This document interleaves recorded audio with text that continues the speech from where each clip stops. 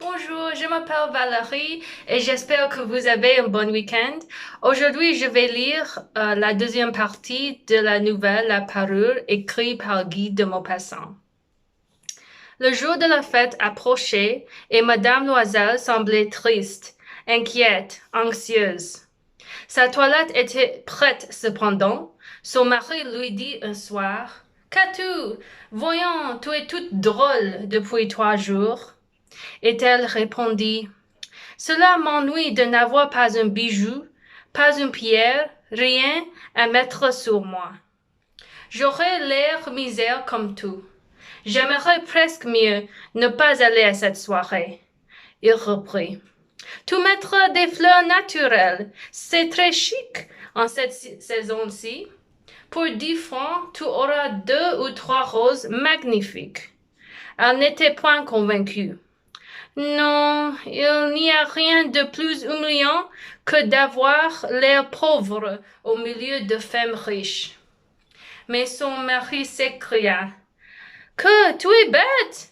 Va trouver ton amie Madame Forestier et demande-lui de te prêter des bijoux. Tu es bien assez lié avec elle pour faire cela. Elle poussa un cri de joie. C'est vrai, je n'y avais point pensé. Le lendemain, elle se rendit chez son amie et lui conta sa détresse.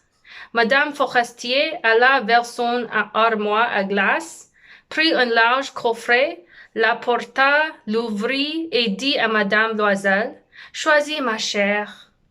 Elle vit d'abord des bracelets, puis un collier de perles, puis une croix vénitienne, or et pierreries, d'un admirable travail.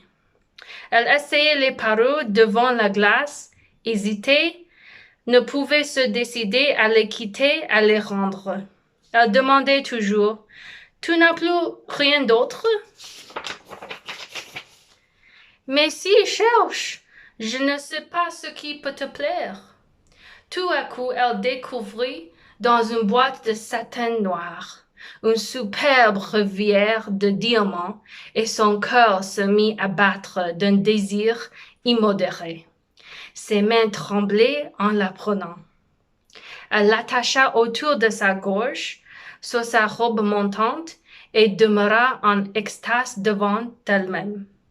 Puis elle demanda, hésitante, pleine d'angoisse: Peux-tu me prêter cela, rien que cela?